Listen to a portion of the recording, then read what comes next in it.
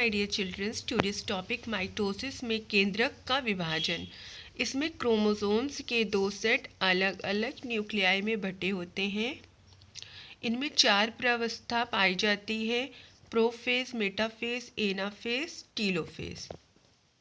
Prophase, इस अवस्था में केंद्रीय पदार्थ गाढ़ा होकर बहुत छोटे छोटे ग्रैनुलास के रूप धारण कर लेते हैं और ये अणु आपस में जुड़कर एक पतला क्रोमैटिक सूत्र बना लेते हैं। इस समय न्यूक्लियर मेम्ब्रेन लुप्त हो जाती है, यानी कि ख़त्म हो जाती है, और तारकाय 2 भागों में विभाजित हो जाता है, यानी कि स्पाइंडल फाइबर। इसे क्रोमोसोम्स कहते हैं तथा उसके तारक केंद्रक दूर हटकर कोशिकाओं के ध्रुवों तक पहुंच जाते हैं।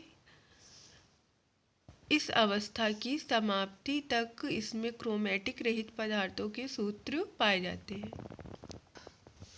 जो स्पाइनल शेप होते हैं, न्यूक्लियोप्लाज्मा के अत्यधिक गाढ़ा हो जाने से क्रोमैटिक सूत्र अधिक मोटा व छोटा हो जाता है तथा न्यूक्लियस मेम्ब्रेन के अभाव से सीधे साइटोप्लाज्म में पड़े रहते हैं। इसके बाद क्रोमैटिन अपनी लंबाई में विभाजित हो जाता है, जिसके परिणाम स्वरूप 2 डॉटर संतानित सूत्र बनते हैं, यानी कि डॉटर सेल। विखंडित सूत्र अलग अलग भागों में टूट जाता है, जिन्हें क्रोमोसोम्स विखंडित सूत्र कहा जाता है।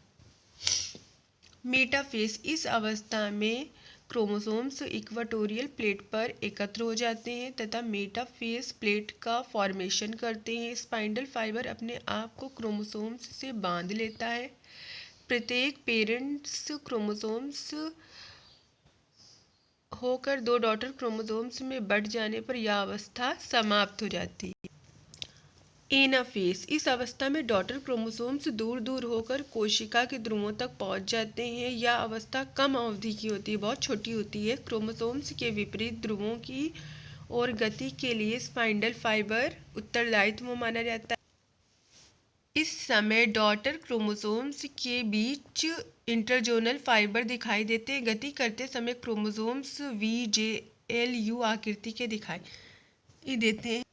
एनाफेज के अंत में दोनों विपरीत ध्रुवों पर समान संख्या में 46 डॉटर क्रोमोसोम्स एकत्रित हो जाते हैं। इनकी संख्या पेरेंट क्रोमोसोम्स के समान होती है। टीलोफेज, इस अवस्था में सेल बॉडी मध्य से संकरा हो जाती है। धागे जैसी थ्रेड लाइक स्ट्रक्चर हमारा फिनिश हो जाता है, वह पुनः मेम्ब्रेन कोशिका विभाजित हो जाती है। साइटोकाइनेसिस या टेलोफेज प्रावस्था में आरंभ होकर विदलन द्वारा गहरी खांच का निर्माण करती है। फिशर लाइन के बाद दोनों खांच मिलकर कोशिका को 2 कोशिकाओं में विभाजित कर देती है। Please like share subscribe. See you again next video next topic.